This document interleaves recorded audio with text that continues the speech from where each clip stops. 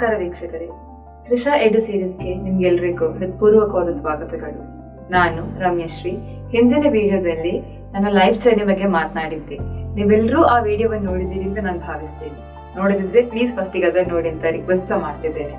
ಹಾಗೆ ಇಂದಿನ ವಿಡಿಯೋದಲ್ಲಿ ನಾನು ನನ್ನ ಪ್ರಿಪರೇಷನ್ಸ್ ಹೇಗಿತ್ತು, ನನ್ನ ಸ್ಟ್ರಾಟಜೀಸ್ ಹೇಗಿತ್ತು, ನನ್ನ entire CA journey starting from 2017 to 2022 ಅನ್ನ ಫುಲ್ ಕವರ್ ಮಾಡ್ಲಿಕ್ಕೆ ಇಷ್ಟಪಡ್ತಿದ್ದೆ. ನನ್ನ CA ಜರ್ನಿ ಸ್ಟಾರ್ಟ್ ಆದದ್ದು 2017 ಅಲ್ಲಿ. ನಂಗೆ ಈಗಲೂ ಸಹ ನೆನಪಿದೆ.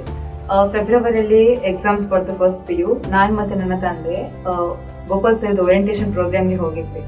ಆಗ ಅವರು ಎಲ್ಲರಿಗೂ ಸಹ ಒಂದು ಬುಕ್ ಕೊಟ್ಟಿದ್ರು. ಅದರಲ್ಲಿ ಎಂಟೈರ್ CA ಜರ್ನಿ ಬಗ್ಗೆ ಡಿಸ್ಕ್ರಿಪ್ಷನ್ ಇತ್ತು. ಯಾವ ಸ್ಟೇಜಸ್ ಇದೆ, 3 ಸ್ಟೇಜಸ್ ಇದೆ CA, ನಿಮ್ಗೆ ಗೊತ್ತಿರುವಂತೆ. ಫಸ್ಟ್ CA CPT, ಅದೀಗ ಕನ್ವರ್ಟ್ ಆಗಿ CA ಫೌಂಡೇಶನ್ ಅಂತ ಆಗಿದೆ.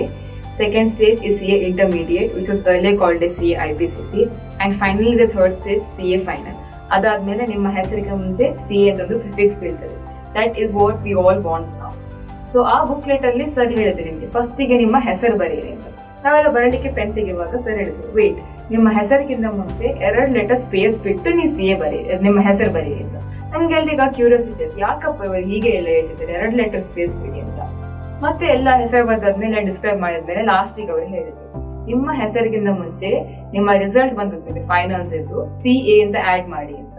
ಸೊ ಆಗಿಂದ ಅದು 2 ಲೆಟರ್ ಸ್ಪೇಸ್ ಹಾಗೆ ಉಳಿತು 2017 ಇಂದ. ಮೊನ್ನೆ ಆನ್ Jan 10, 2023 ಫೈನಲಿ ನನ್ನ ರಿಸಲ್ಟ್ ಬಂದಾದ್ಮೇಲೆ ಆ ಬುಕ್ಲೆಟ್ ತಗೊಂಡು ಜಾಗೃತಿಯಲ್ಲಿ ಇಟ್ಟಿದ್ದೀನಿ. ನಂಗೆ ಅದು ಬುಕ್ಲೆಟ್ CA ಹೆಸರು ಬರಲಿಕ್ಕೆ ಅಂತ.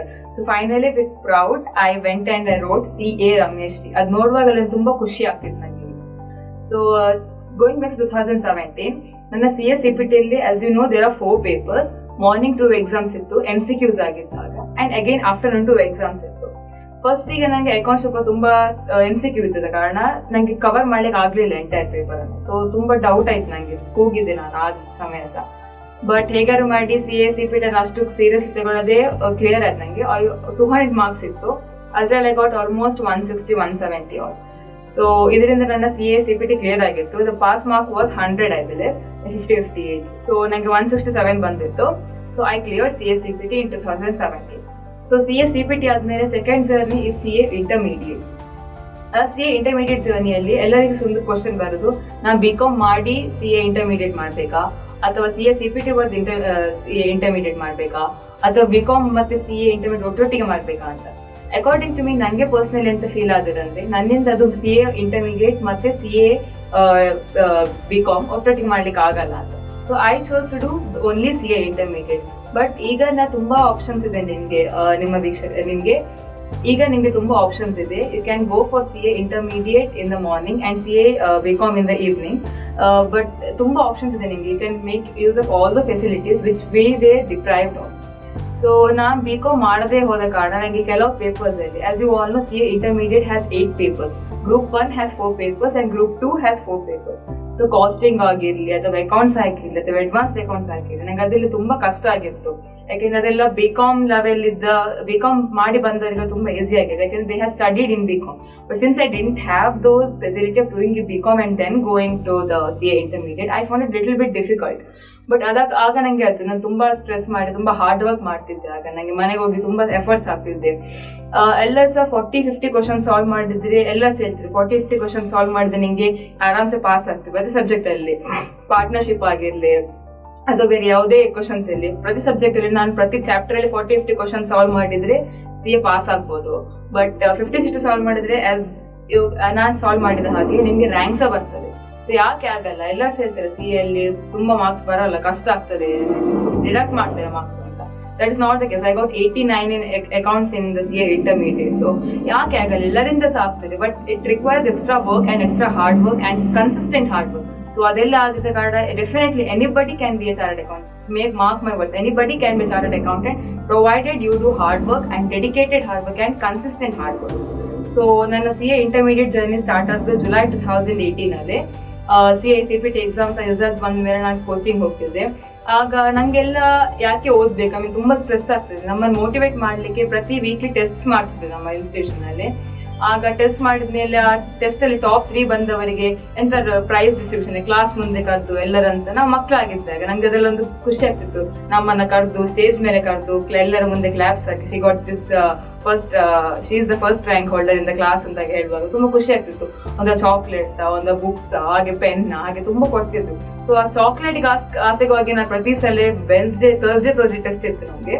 So Wednesday full week study ಮಾಡಿದೆ, ವೆನ್ಸ್ಡೇ ಫುಲ್ ರಿವೈಸ್ ಮಾಡಿ ಎಕ್ಸ್ಟ್ರಾ ವರ್ಕ್ ಮಾಡ್ತಿದ್ದೆ just for sake of one chocolate.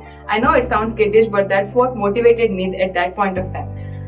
And ಹಾಗೆ 8 ಪೇಪರ್ಸ್ ಇತ್ತು. ಎಲ್ಲರಿಗೂ ಸ್ವಲ್ಪ ಒಂದೊಂದು ಡಿಲೆಮಾ ಅಂತಂದ್ರೆ 2 ಗ್ರೂಪ್ ಒಟ್ಟಿಗೆ ಕೊಡ್ಬೇಕಾ ಅಥವಾ 1 ಗ್ರೂಪ್ ಮಾತ್ರ ಕೊಡ್ಬೇಕಾ, ಅಥವಾ ಪ್ರಿಪರೇಷನ್ ಮಾಡಿದ್ದು ಸ್ಕಿಪ್ ಮಾಡ್ಬೇಕಾ, ನೆಕ್ಸ್ಟ್ ಅಟೆಂಪ್ಟ್ ಅಲ್ಲಿ ಬರೀಬೇಕಾ ಅಂತ. ನಮ್ಗೆಲ್ಲ ತಿಳಿದಾಗೆ ಇಂಟರ್ಮೀಡಿಯೇಟ್ ಅಲ್ಲಿ 2 ಗ್ರೂಪ್ಸ್ ಅಲ್ಲಿ ಅಗ್ರಿಗೇಟ್ ಆಗಿ 400 ಮಾರ್ಕ್ಸ್ ಬರ್ಬೇಕಾಗ್ತದೆ. ಫಸ್ಟ್ ಗ್ರೂಪ್ ಅಲ್ಲಿ 200, ಸೆಕೆಂಡ್ ಗ್ರೂಪ್ ಅಲ್ಲಿ 200.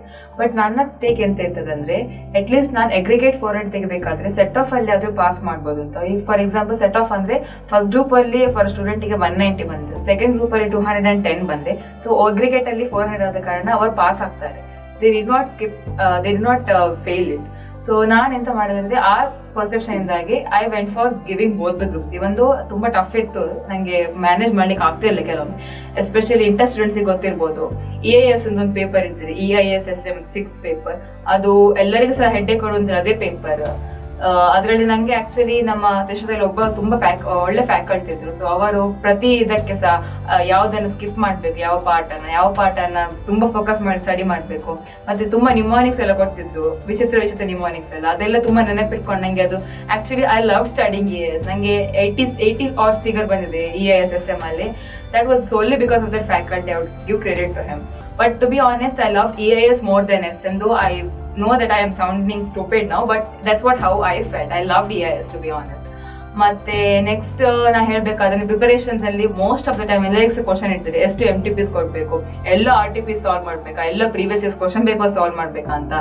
ಟೈಮ್ ಇರಲ್ಲ ಹೌದು, but if you can solve at least 2 to 3 MTPs and solve all the RTPs including the amendments, it will really help a lot.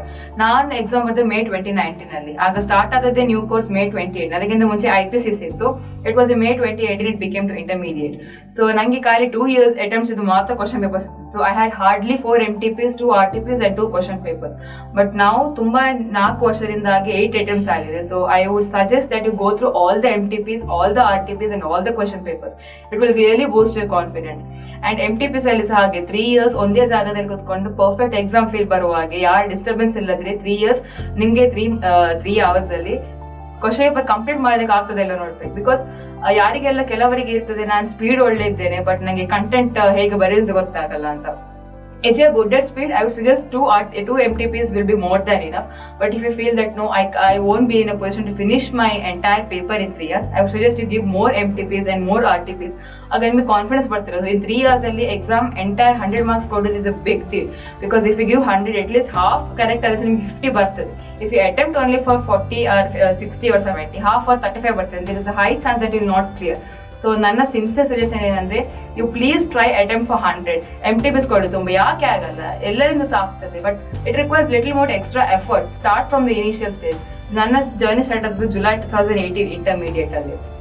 ನಾ daily to be honest I study for 3 to 4 hours daily. And Saturday Sunday ಇದ್ದಾಗ ನಾನು 8 to 10 hours study ಮಾಡ್ತಿದ್ದೆ. ತುಂಬಾ stress ಆದಾಗ, weak ಆದಾಗ, ನಾನು ಹತ್ರದಲ್ಲಿ beach ಇತ್ತು, ಸೊ ಅಲ್ಲಿ ಬೀಚಿಗೆ ಹೋಗಿ ಶಾಯರಿ ಕೇಳ್ಕೊಂಡು ಅದೆಲ್ಲ ಆರಾಮದಲ್ಲಿ ಮಾಡ್ತಿದ್ದೆ. But don't take too much stress. ಆಗ್ತದೆ ಬಟ್ ಎಕ್ಸ್ಟ್ರಾ ಎಫರ್ಟ್ ಹಾಕಿ. 50 ಸಾಲ್ವ್ ಇವತ್ತು 1 week ಅಲ್ಲಿ 40 ಕ್ವಶನ್ ಸಾಲ್ವ್ ಮಾಡ್ತೆ. Next week increase the limit to 50, ಅದನ್ನ next week increase the limit to 60. ಆಗ ಇನ್ಕ್ರೀಸ್ ಮಾಡ್ತದೆ, definitely you will be in a position to crack CA Intermediate. ಯಾಕೆ ಆಗಲ್ಲ, ಎಲ್ಲರಿಂದ ಸಾಕ್ತದೆ, but it requires extra effort. I'm telling it repeatedly, but that's what matters, the hard work and the consistent hard work. Preparation, they solve more questions ಹೇಳಿದಾಗೆ ಎಲ್ಲ. ನಾನು ನನ್ನ ICA study material is like a Bible for all of us.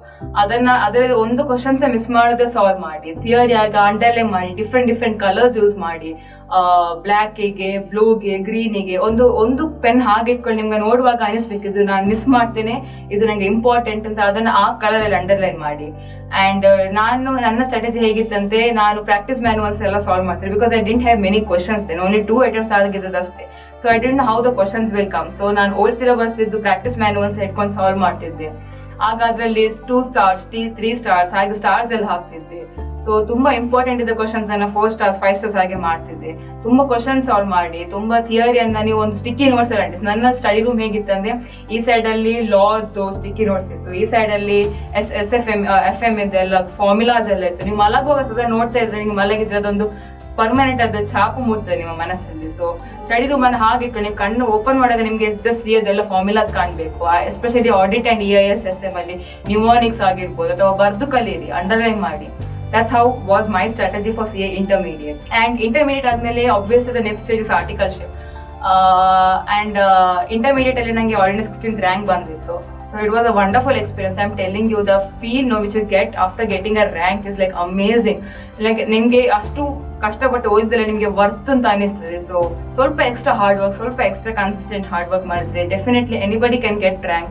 So the difference between that the clearing the final and or intermediate and getting rank is just one extra step of hard work. So ಅದು ಮಾಡಿದ್ರೆ guarantee ನೀವು ಎಲ್ಲರ ಸಹ problem ಎಂತಂದ್ರೆ every one are aiming to clear both the groups in first attempt. I would say at least dream to get a rank. Even if you fail, you will at least end up clearing. But if you focus only on clearing, then what is the point? Like if you give little less time or if you lose focus, then you will end up failing it. So I would say please aim for getting a rank. At least you will end up clearing both the groups in first attempt. So yeah, articleship ನಾನು Kamath Rao chartered accountants ಅಲ್ಲಿ ಮಾಡಿದೆ. ಎಲ್ಲರ perception ಎಂತಂದ್ರೆ articleship ಅಲ್ಲಿ ಅಂದ್ರೆ seniors help ಮಾಡಲ್ಲ, ತುಂಬಾ arrogant ಆಗಿರ್ತಾರೆ. But I was fortunate enough to have seniors who actually help me in every step of my life. I remember ನನ್ನ ಫಸ್ಟ್ ಬ್ಯಾಲೆನ್ಸ್ ಶೀಟ್ ನಂಗೆ ಎಂತ ಎಕ್ಸ್ಪೋಜರ್ ಇರಲಿಲ್ಲ ಬ್ಯಾಲೆನ್ಸ್ ಶೀಟಿಗೆ. ನಾನು ಹಾರ್ಡ್ ಎಕ್ಸಾಮ್ ಅಲ್ಲಿ ಬ್ಯಾಲೆನ್ಸ್ ಶೀಟ್ ಮಾಡ್ತಿದ್ದೆ ಅಷ್ಟೇ. ಬಟ್ ಫಸ್ಟ್ ಬ್ಯಾಲೆನ್ಸ್ ಶೀಟ್ ಮಾಡುವಾಗ ನನಗೆ 0.09 rupees ಡಿಫ್ರೆನ್ಸ್ ಬಂದಿತ್ತು. ನಾನು ಹಾಗೆ ನಂಗೆ ಗೊತ್ತಿಲ್ಲ, ನಾನು ರೌಂಡ್ ಆಫ್ ಅಲ್ಲಿ ಸಬ್ಮಿಟ್ ಮಾಡಿದ್ದೆ ಸರ್. ಆಗ ಸೈಡ್ ಅನ್ನ ಕರೆದು ಮೆಲ್ಲದಲ್ಲಿ ಹೇಳಿ, ನೋಡಿ ಈಗ ನಿನ್ನ ಬ್ಯಾಲೆನ್ಸ್ ಶೀಟ್ ಟ್ಯಾಲಿ ಆಗ್ತಿಲ್ಲ. ಹೌದು, ನಾನು ದೊಡ್ಡ ಜನರಿಗೆ ಹೌದು ಸರ್ ಟ್ಯಾಲಿ ಆಗ್ತಿಲ್ಲ, 0.09 ಡಿಫ್ರೆನ್ಸ್ ಇಲ್ಲ ಸರ್, ಎಂತ ಆಗ್ತದೆ ಅಂತ ಕೇಳಿ. ಲೈಕ್ ಅವ್ರು ಕೇಳಿದ್ ನಂಗೆ 3 ಸಿಂಪಲ್ ಕ್ವಶನ್ಸ್ ಕೇಳಿದ್ದೇವೆ. ಟ್ರಯಲ್ ಬ್ಯಾಲೆನ್ಸ್ ಟ್ಯಾಲಿ ಆಗ್ತುಂಟ? ಹೌದು ಸರ್ ಟ್ಯಾಲಿ ಅಂತಿದ್ದೆ, ಟ್ಯಾಲಿ ಆಗ್ತದೆ. ನೀನು ಎಂಟ್ರೀಸ್ ಆಫ್ ಟ್ರಯಲ್ ಬ್ಯಾಲೆನ್ಸ್ಗೆ 2 ಎಫೆಕ್ಟ್ಸ್ ಕೊಟ್ಟಿದ್ದೆ, debit and credit. I was like I had given both the effects. Then he asked me one question: if your TB is tally, your entries of a trial balance has both the effects, then why isn't your balance sheet tally? I'm like, I don't know sir, I'm trying to find it but I'm not able to find it. So he was like, start from the scratch. ನಾನು pencil ಅಲ್ಲಿ ಬರ್ತಿದ್ದೆ ನನ್ನ manuscript. ಅದು ತುಂಬಾ ಚಿತ್ತ ಇತ್ತು. He was like, go start from the scratch and be calm. ಎಂತ tension ತಗೊಳ್ಬೇಡ, ಆಗಲ್ಲ ಅಂತ ಎನಿಸಿ ಬ್ಯಾಲೆನ್ಸ್ ಶೀಟ್ ಮ್ಯಾಚ್ ಆಗಲ್ಲ ಅಂತ ಎನಿಸಾಗ್ಬೇಡ. ಜಸ್ಟ್ ಟ್ರಯಲ್ ಬ್ಯಾಲೆನ್ಸ್ ಇಂದ ಫಿಗರ್ಸ್ ತೆಗೆದು ಡಂಪ್ ಮಾಡು, ಮತ್ತೆ ಎಂಟ್ರೀಸ್ ಆಫ್ ಟ್ರಯಲ್ ಬ್ಯಾಲೆನ್ಸ್ ಇಂದ ಫಿಗರ್ಸ್ ತೆಗೆದು ಡಂಪ್ ಮಾಡು. ಬ್ಯಾಲೆನ್ಸ್ ಶೀಟ್ ಡೆಫಿನೆಟ್ಲಿ ಮ್ಯಾಚ್ ಆಗ್ತದೆ. You should not try to match balance sheet. It will automatically tell you if you properly put the figures in the correct place and give both the effects. That is the beauty of accountancy. Every debit has a credit. So when you put both the effects into picture, definitely the balance sheet will tally. Or ಹಾಗೆ ಹೇಳಿದ್ರು. ನಂಗೆ ಹೇಗೆ ಅನಿಸಿತ್ತು, ನಂಗೆ ಯಾಕಂದ್ರೆ ಅವ್ರು ಬೈತಿದ್ರು. ನಂಗೆ ಒಂದು ವೇಳೆ ನಾನು ಅಷ್ಟು ವೀಕ್ ಆಗ್ತಿಲ್ಲ, ನಂಗೆ ಕೂಗ್ಲಿಕ್ಕೆ ಬರ್ತಿಲ್ಲ, ಬಟ್ ಅವ್ರು ಅಷ್ಟು ಮೆಲ್ಲದಲ್ಲಿ ಸಾಫ್ಟ್ ಅಲ್ಲಿ ನಂಗೆ ಅರ್ಥ ಆಗುವಾಗೆ ಹೇಳ್ತಿಲ್ಲ. So that made me feel guilty, like ಇಷ್ಟು ಒಳ್ಳೆ ಸರ್ನ ಮುಂದೆ ನಾನು ಇಷ್ಟು ಚಿಕ್ಕ ಮಿಸ್ಟೇಕ್ ಇಟ್ಕೊಂಡು ಹೋದೆ ಅಲ್ಲ ಅಂತ, ಅದು ಗಿಲ್ಟ್ ಆಗಿತ್ತು ನನಗೆ. Then I sat nicely and I tried solving, and in the first, believe me, I stayed calm and I went with the confidence that the balance sheet will tally. And that evening I sat till 12:30 at night and the balance sheet tallied in first shot. I redid it. So ತುಂಬಾ ಸತಿ ಏನಾಗ್ತದೆ, ನಾವು ಅದನ್ನ ಚಿತ್ತಿ ಮಾಡಿದ್ರೆ ನಮ್ಗೆ ಎಂತ ಮಾಡಿದೆ ಅಂತ ಗೊತ್ತಾಗಲ್ಲ. So I would say com ಆಗಿರಿ. ಆರ್ಟಿಕಲ್ಶಿಪ್ ಅಲ್ಲಿ ನನಗೆ ತುಂಬಾ ಒಳ್ಳೆ ಎಕ್ಸ್ಪೋಜರ್ ಸಿಕ್ಕಿದೆ. ನನ್ನ ಮೆಂಟರ್ಸ್ ಆಗಿರಲಿ, ನನ್ನ ಸರ್ಸ್ ಆಗಿರಲಿ, ನನ್ನ ಸೀನಿಯರ್ಸ್ ಆಗಿರಲಿ, ನನಗೆ ತುಂಬಾ ಸಪೋರ್ಟ್ ಮಾಡಿದ್ದಾರೆ. So that was one experience I would like to share from my articleship. My first balance sheet itself didn't tally and people were expecting that I am a rank holder, I should know everything. But looking at my first balance sheet not telling, I don't know what my sir would have thought about me. But he was very calm, very patient, and he helped me a lot in my in helping me to achieve the best in the life. ಮತ್ತೆ articleship ಆದ್ಮೇಲೆ ನಾನು ಇಗ್ನೋ ಅಂದ್ರೆ Indira Gandhi national open university, ಅದ್ರಲ್ಲಿ ನಾನು BCom ಮಾಡಿದೆ. ಇದು ಸಹ ಹೆಚ್ಚು ಜನರಿಗೆ ಗೊತ್ತಿರಲ್ಲ. ಇಗ್ನೋ ಮತ್ತೆ ICA ಅದೊಂದು ಮೆಮೊರಾಂಡಮ್ ಆಫ್ ಅಂಡರ್ಸ್ಟ್ಯಾಂಡಿಂಗ್ ಉಂಟು. ಅದರ ಪ್ರಕಾರ if your ICA article or intermediate pass ಆಗಿದ್ರೆ you can give 1 assignment and 1 exam and you'll have your BCom degree. But you have to finish 3 years of articleship and after that only you'll get the BCom degree. So ನಾನು Indira Gandhi national open university BCom A and F ಅಲ್ಲಿ ನಾನು BCom degree ಸಿಕ್ಕಿತ್ತು ನನಗೆ. So I need not waste 3 years, or I was confident that I was not able to do both BCom and CA simultaneously. So I went through this route of doing BCom through IGNO. And next ತುಂಬ ಜನರಿಗೆ ಒಂದು question ಇರೋದು, ನಾನು industrial training ಮಾಡಬೇಕಾ ಅಥವಾ 2 years articleship 3 years articleship ಮಾಡಬೇಕಾ ಅಥವಾ 2 years articleship and 1 year industrial training ಮಾಡಬೇಕಾ ಅಂತ. ಸೊ ನಾನು ಹೇಳೋದು, ನನ್ನ ಪರ್ಸ್ಪೆಕ್ಟಿವ್ ಎಂತಿದ್ದದಂದ್ರೆ 2 years ಆರ್ಟಿಕಲ್ಶಿಪ್ ಮಾಡಿದಾಗ ನನಗೆ ಆಡಿಟರ್ಸ್ ಪರ್ಸ್ಪೆಕ್ಟಿವ್ ಗೊತ್ತಾಯಿತು. ಅಂದರೆ I started accountant how I should be, but I wanted to know more about how the back end works. In the auditor ಪ್ಲೇಸಲ್ಲಿ ಬಿಡುವಾಗ ನಾವು ಅವ್ರ ಕ್ಲೈಂಟ್ ಬ್ಯಾಲೆನ್ಸ್ ಶೀಟ್ ಮಾಡಿ ಕೊಡ್ತಾರೆ, we just audit it, we just do post mortem. But I wanted to know how exactly to prepare the balance sheet, how does the corporate culture work. So the difference between auditor and the auditor's perspective I got to know in my industrial training experience. That was the first thing my mentor, my principal under whom I was working, taught me in my industrial training. He called me to his chamber and he was like, what is the basic difference between industrial training and articleship? I was like, I told them that there you will have tax audit and all, here you will get to know about the industry and how exactly the back end works. It was like, he told me those two words, auditor and auditee difference is the basic thing you learn in industrial training. So that I got to know both the perspectives. Auditors ಇತ್ತು ಸಿಕ್ಕಿದ್ದು, auditees ಇತ್ತು ಸಿಕ್ಕಿತ್ತು ನನಗೆ industrial training ಅಲ್ಲಿ. So ಅಲ್ಲಿ ಸಾಗೆ ತುಂಬ exposure ಸಿಕ್ಕಿತ್ತು ನನಗೆ. ಫೈನಾನ್ಸ್ ಸ್ಟೇಟ್ಮೆಂಟ್ ಹೇಗೆ ಪ್ರಿಪೇರ್ ಮಾಡೋದು, ಅದು ನನಗೆ ಆಡಿಟ್ ಅಲ್ಲಿ SAs ಉಂಟು, ಸ್ಟ್ಯಾಂಡರ್ಡ್ಸ್ ಆಡಿಟಿಂಗ್ ಅಲ್ಲಿ ಇಂಟರ್ನಲ್ ಕಂಟ್ರೋಲ್ ಬಗ್ಗೆ 2-3 SAs ಉಂಟು.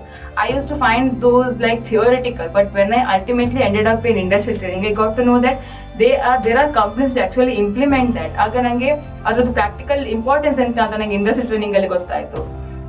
ಆ್ಯಂಡ್ ಇಂಡಿಯಾಸ್ ಆಗಿರ್ಬೋದು ಅಥವಾ consolidation, merger. I was fortunate enough to have witness the merger of ONGC Mangalore petrochemicals with MRPL. So ಅದು ಮರ್ಜರ್ ಇನ್ ಕನ್ಸಾಲಿಡೇಷನ್, M&A ಎಲ್ಲ ನನಗೆ ಲಾ ಇದ್ದಾಗಲಿ, ಅಕೌಂಟ್ಸ್ ಇದ್ದಾಗಲಿ, ಟ್ಯಾಕ್ಸ್ ಇದ್ದಾಗಲಿ ಅಥವಾ ಎಲ್ಲ ಫೀಲ್ಡ್ ಇದು ನನಗೆ ಮೆಜಾರಿಟಿ ಆಫ್ ದ ಪೇಪರ್ಸ್ ಇದು ನನಗೆ ಎಕ್ಸ್ಪೋಜರ್ ಪ್ರಾಕ್ಟಿಕಲ್ ಆಗಿ ನನಗೆ ಇಂಡಸ್ಟ್ರಿಯಲ್ ಟ್ರೈನಿಂಗ್ ಅಲ್ಲಿ ಸಿಕ್ಕಿತ್ತು. So I started my industrial training journey on October 1st, 2021 and it ended on September 9, 2022. So articleship ಇರುವಾಗ ನಾನು ಅಷ್ಟು ಸೀರಿಯಸ್ಲಿ ಸ್ಟಡಿ ಮಾಡ್ತಾ ಇರಲಿಲ್ಲ CA ಫೈನಲ್ಸ್ಗೆ, ಬಿಕಾಸ್ ಅದು ವರ್ಕ್ ಮಾಡಿ ಬಂದು ಮುಗಿಸುವಾಗ ಎಲ್ಲರಿಗೆ ಸುಸ್ತಾಗಿರ್ತದೆ. ನಿಮ್ಗೆಲ್ಲರಿಗೆ ಅದು ಗೊತ್ತೇ ಇರ್ತದೆ ಆರ್ಟಿಕಲ್ಶಿಪ್ ಮಾಡುವವರಿಗೆ.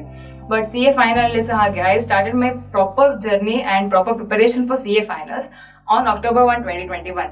ಇಂಡಸ್ಟ್ರಿ ಟ್ರೈನಿಂಗ್ ಸೇರಿ ಆದಮೇಲೆ ನನಗೆ ಜೂನ್ವರೆಗೆ ಇಂಡಸ್ಟ್ರಿ ಟ್ರೈನಿಂಗ್ ಇತ್ತು, ಮತ್ತು ಜುಲೈಯಿಂದ ನನಗೆ ಸ್ಟಡಿ ಲೀವ್ ಸಿಕ್ಕಿತ್ತು ನವೆಂಬರ್ ಅಟೆಂಪ್ಟಿಗೆ ಅಪಿಯರ್ ಆಗಲಿಕ್ಕೆ. ಆಗ ಅಕ್ಟೋಬರಿಂದ ಜೂನ್ವರೆಗೆ ನಾನು ಡೈಲಿ, ಅದು ಟೈಮಿಂಗ್ ಇರೋದು 9 o'clock to 5:30, 5:50ವರೆಗೆ. ಸೊ ನಾನು 6 o'clock ಈಗ ಮನೆಗೆ ಬಂದು 6 o'clock ಇಂದ ನೈಟ್ 10-12 ವರೆಗೆ ನಾನು ಸ್ಟಡಿ ಮಾಡ್ತಿದ್ದೆ. So it was around 4 to 5 hours every single day.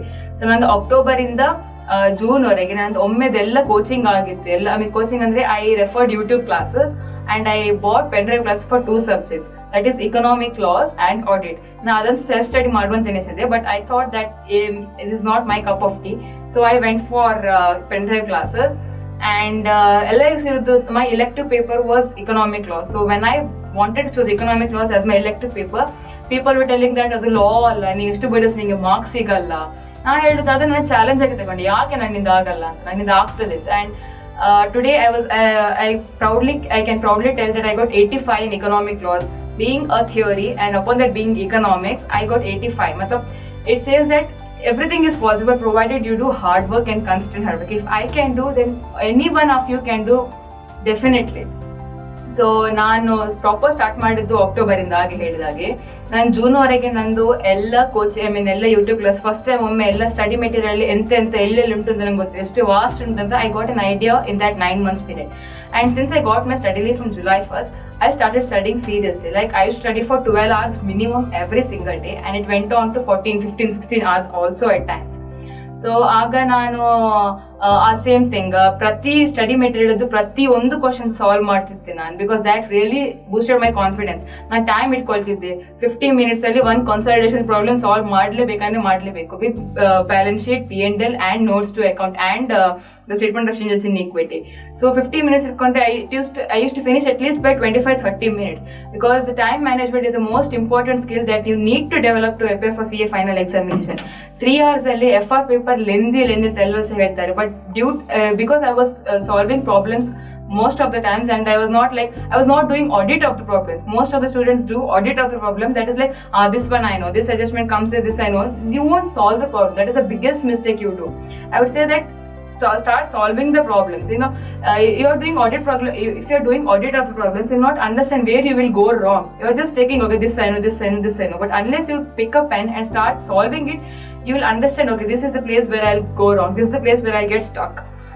And you can't afford to learn your mistakes at the exam hall. So I would suggest, again, you give 2 to 3 MTPs and solve all the question papers and RTPs. How my preparation was, I was done with first time reading by June 30th. And from July 1st to July 30th or August 15th, my first revision was done of all the 8 subjects. And I went for RTPs and MTPs and all the past year question papers. There were 8 attempts, so I had 16 MTPs, 8 RTPs and 8 question papers. So I had finished all of them by August 31st. And September again I went for second revision of the entire syllabus, 8 chapters, 8 subjects ka. And again in October 10th I finished all the RTPs. The way I approached RTPs in the second revision was like, I used to mark in this MTP, this particular question, there is this adjustment which I need to look into. So that was, I used to write those in the first time revision only. So it helped me to look exactly where I want to, where I'll go wrong. And by October 10th, I was done with all the second time revision of RTPs, MTPs and the study materials. And from October 10th to October 31st was like grace period. I used to just flip the pages and check, okay, this is the most important thing. And as I already told, I had marked 1 star, 2 star, 3 stars, and the color different I used to use. Different colors I used to use it for different papers. So I used to check only the 2 stars and the above categories in that October 10th to 31st period. And I used to underline in red color which I felt that it was most important. So now October 10th to 31st ವರೆಗೆ ಓದ್ತಿದ್ದೆ, ಮತ್ತೆ ಎಂತ ಓದ್ತಿರಲಿಲ್ಲ, because ಆ period ಅಲ್ಲಿ ನಿಮಗೆ just ಒಂದು 5 slide revision ತಗೊಳ್ಬೇಕು. ಮತ್ತೆ November 1st ನನಗೆ ಎಕ್ಸಾಮ್ ಸ್ಟಾರ್ಟ್ ಆಗಿತ್ತು. So November 1st to November 16th was my examination.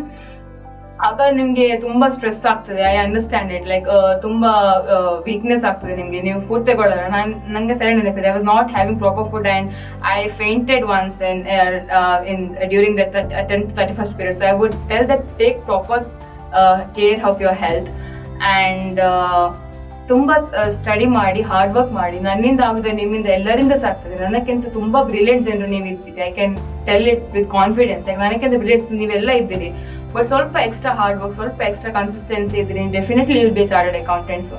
And CA ಆದಮೇಲೆ ನಿಮ್ಮ ಹೆಸರಿಗಿಂತ ಮುಂಚೆ ಅದೊಂದು CA ಅಂತ ಒಂದು ಪ್ರಿಫಿಕ್ಸ್ ಬೀಳ್ತಲ್ಲ, ಅದು like priceless. Will never able to explain it in words like how it feels to be a chartered accountant finally. And results until 9th Jan 2023 I was just Ramyashre, and from 10th Jan 2023 it suddenly became CA Ramyashree. So that feel is really unexplainable. And ನಿನ್ನೆ ನನಗೆ ಒಂದು felicitation ಇತ್ತು town hall ಅಲ್ಲಿ, youth red cross ಸೊಸೈಟಿಯಲ್ಲಿ. ಯಾವತ್ತು ನಾವು audience ಆಗಿದ್ವಿ. So yesterday for the entire programme I was a chief guest. It felt so happy to be on the stage and be as a chief guest and get felicitated again upon that. So I would say that ಎಲ್ಲರಿಂದ ಸಾಕ್ತದೆ, ಎಷ್ಟು extra hard work, extra consistency ಇದ್ರೆ any one of you can be chartered accountant. Trisha, edu series ನ part 4 ಅಲ್ಲಿ ನೀವೆಲ್ಲ ನನ್ನ life journey ಬಗ್ಗೆ ನೋಡಿದ್ರಿ, ಹಾಗೂ ಪಾರ್ಟ್ 5 ಅಲ್ಲಿ ಟೆಕ್ನಿಕಲ್ ಸೈಡ್ ಇನ್ಕ್ಲೂಡಿಂಗ್ ನನ್ನ ಪ್ರಿಪರೇಷನ್ಸ್ ಹೇಗಿತ್ತು, ನನ್ನ ಸ್ಟ್ರಾಟಜೀಸ್ ಹೇಗಿತ್ತು, ನಾನು ಯಾವ್ದೆಲ್ಲ ಅಪ್ಸ್ ಅಂಡ್ ಡೌನ್ಸ್ ಬಗ್ಗೆ ಹೇಳಿದೆ. ಇನ್ನು ನನ್ನ ಬಗ್ಗೆ ಇನ್ನೊಂದು ಪಢಾಕು ಸೈಡ್ ಅಲ್ಲದೆ ಬೇರೆ ಸೈಡ್ ಅನ್ನ ನೀವು ಪಾರ್ಟ್ 6 ಅಲ್ಲಿ ನೋಡ್ಲಿಕ್ಕಿದ್ದೀರಿ, ಇನ್ಕ್ಲೂಡಿಂಗ್ ಮೈ ಹಾಬೀಸ್. ಸೊ ಅಲ್ಲಿವರೆಗೂ ಕಾಯ್ತಾ ಇರಿ. Please do share, like and subscribe.